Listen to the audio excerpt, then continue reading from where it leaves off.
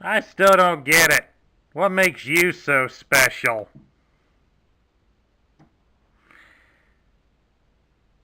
That's it?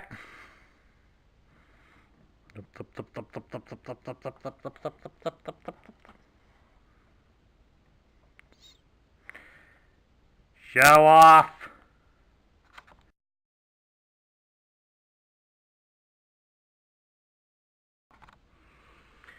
Hello everybody, Sparkster1701 here, and this week, week 2 of Bumblebee month, we're going to take a look at possibly the least liked version, just due to the fact that nobody likes the Action Masters, it seems, or at least there's very few that do. So we're going to take a look at the very last version of Bumblebee released in the Generation 1 line, the Action Master Bumblebee. He would be released in 1990 as part of the final wave of the Transformer toys. So he would be discontinued off the market by 1991, excuse me. As an Action Master, he would have been done up to more or less be a representation of his cartoon counterpart. While he does retain some elements of his vehicle mode. I mean, he does have the curved section of the car as his chest, still got the driver's compartment there as his chest. And they do keep his feet as being the hood and front bumper. One slight inconsistency with that is the fact that they also have him with his wheels still in the fenders here, and as you saw last week with the original toy, all the wheels stay as his arms. I mean, at least noticeably, he does have the back wheel here as only part of his shoulder instead of being the whole shoulder itself. Oh well, guess you can't have everything. We have here Bumblebee with his backpack unit. We'll take a look now at the Action Master's articulation, and he had pretty much the standard for all Action Master figures, in the fact that you could, or you're supposed to be able to, turn his head. It's pretty stiff, so we won't risk decapitation. You can rotate his arm at the shoulder. It does kind of get in the way of the backpack. But as you can see with the other arm, without the gun in the back, he can go all the way around. He can bend his leg at the hip about 90 degrees, and he can bend at the knee about 90 degrees.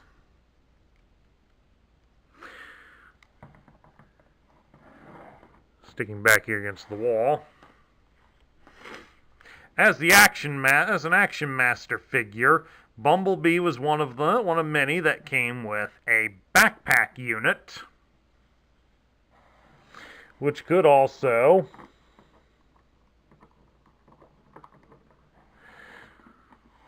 be used as an independent drone. Which you got to imagine, this was done in 1990, so that was pretty inventive for them to go that route with him. As you can see on the back, on his helipack, the blades do spin on there. And you can angle these engines at the side, so they can be put in various positions to provide him with forward thrust, or even some basic lift. And there is a small hole on both of them, so you can remove the gun from Bumblebee. You can fit it in there, and now it's an attack drone. Yeah, I'm not buying it either. Okay, now to convert his helipack into a weapon. Basically, after we've removed the gun from it, Rotate the engines so that they are back in their vertical position. You'll rotate the blade section so that it shifts up to the top like this. We're going to push this yellow button here, and it'll shoot out the barrel of the gun. There it goes. Worked so much easier in rehearsal. You'll take the blades, fold them together. And then lastly, you take the gun he comes with and mount it here in the front as securely as you can, since you saw it fell out. And then there's the alternate mode. Get Bumblebee out of the way here so you can get a good look at it, folks. The helipack has now become an air rifle.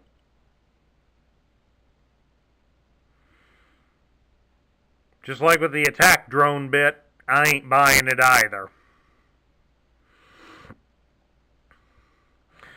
But the one thing that I really didn't like about the Action Master guns, is the fact that due to the way the post is positioned here, Bumblebee cannot, despite how the instructions show, he cannot hold it properly due to the post getting in the way. So he basically cannot hold the weapon properly. So in a lot of ways, this was a very stupid idea. That's the closest we can get him to actually holding it semi-correctly. I mean, if we really wanted to go ceremonial or something, we could have him hold it in his hand like that and simulate holding it sideways. Looks a little better, but again, if you really can't hold it in what would be a natural pose, it just looks stupid. Moving right along now, we'll take a look at the Action Master Bumblebee's loose parts. And he basically only had two, which for any of them that had a backpack accessory, this was basically the norm for them. We'll start with the backpack, or as it's called, a helipack. There's really not much to see on it here, folks. The thing you'll have to watch out for if you want one in your collection is to keep an eye on these rotor blades. As you can see here up close to the camera, these are very thin plastic. So as you can imagine, they do get damaged relatively easily from stress wear, so be careful with what you do to them. And lastly, a piece that's unmistakably Bumblebee's. This is his gun, or as the instructions refer to it as, an astral exploder rifle.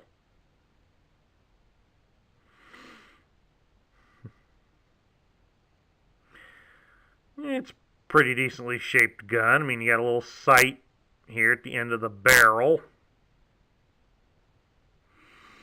Like I said, it's unmistakably his, because this is, if my memory is correct, this is the only yellow Action Master gun, so it more or less kind of screams who it goes with. And that's it. Now we'll take a look at Bumblebee's instructions. And here we have his card backer. This one is one of the UK released versions of it. I mean, get up close there to the price. As you can see, the figure amount is given in pounds, not dollars. Plus, it also has here an advert for a wall chart that was an exclusive mail-away option in the UK. This is one of the few that I don't have, so I'm definitely going to try to track one of these down if possible. Moving right along, we'll go to the back side of it. It would more or less be the same back here on this side as the American version. The only real difference is that down here, the legalese at the bottom would tell you it would be distributed in the United States, whereas instead it says distributed in the UK. This is pretty much the standard look for Action Master figures from the Transformer line. They gave us this power plan card as an extra thing to clip off and save. And they point out some various features on Bumblebee that really don't have any explanation as to what in the world it is, what purpose it may serve. Or in some cases, they just look weird, like, why is the red triangle at his crotch a varied signal transmitter? I know you should be hearing laughter about this somewhere, folks. Moving right along here, we get to his instructions. It shows up here everything he came with. And they show how to fit the gun on him, mount the backpack unit, and how to make it into a drone. You gotta imagine this was 1990 when he came out, so drones weren't as common, and they certainly were not being advertised as being for military use, so this was rather inventive at the time. And then these two down here show how to convert it into the gun and how to fit it on him. And then down here you get to the barcode and his robot points. Despite the fact there were no offer, there really wasn't many offers still available for the toys at that time, and he was a considerable upgrade from his original toy, as he was now worth 1.5 points. And down here we get to his tech specs. We got a nice picture of him, which matches the picture on the front of the card. It's done up all in red on this side to indicate he's an Autobot, especially since it says it right above his picture. It gives his name as Bumblebee, and his function is espionage, and his motto is, the least likely can be the most dangerous. By proving himself on countless missions, he has overcome his lack of size and strength to become the Autobots' top spy. Those who once laughed at him, be it friend or foe, now treat him with respect. An eager, good-natured, daring warrior. His turbo-powered backpack, Helipack, has a flying range of 1,200 miles. Also serves as an aid in reconnaissance by transmitting pictures back to Bumblebee. It has a maximum speed of 280 miles per hour and can convert to a high-powered air rifle. Then we'll move over here to his tech specs. As you can see, now here by 1990, we had totally eliminated the grid and decoder, and we're now going with a vertical bar graph. It gives his strength as 3, his intelligence 8, his speed 5, his endurance 7, his rank 9, his courage 10, his firepower is 5, and his skill is 10. Now, how does this stack up to the original Bumblebee? Well, we'll lay the card over, and we'll compare them. As the original strength was 2, so he's gotten a bit of a boost in strength. His intelligence stayed the same. Speed stayed the same. His endurance is still the same as well.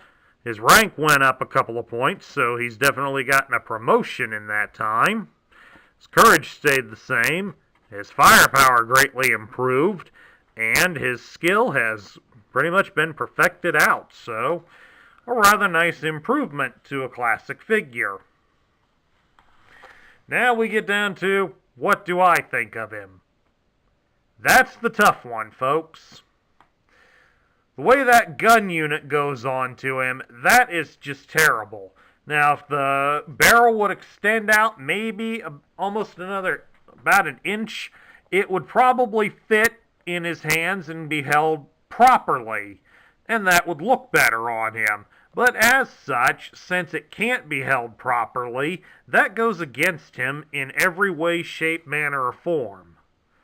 But it is Bumblebee we're talking about here, and his stats have shown that he has grown considerably since the original toy. And when you add in the fact that the helicopter pack that he wears is exclusive to Bumblebee, there are others that have a flight pack on their back, but they're more designed like a glider or such. So Bumblebee's there is unique. Kind of evokes Inspector Gadget look with the helicopter unit that he had that came out of his hat. For those of you who don't know who that is, consider yourself fortunate. Some things should have never left the 80s. So, in this instance, for this Action Master, I'm going to go with the middle tier. He's certainly not worthy of being a top tier, but as it is Bumblebee, and he does have some uniqueness out of it, he does deserve the middle spot, at least. He still tries hard, but he does earn his place. And that concludes my review of the Generation 1 Action Master Bumblebee. If you liked the video, please thumbs up it here on YouTube. Hit the subscribe button down below if you haven't already. Like this video, post a comment, share this video with your friends and fellow collectors. That helps keep this channel going. This is Sparkster1701 saying catch y'all later.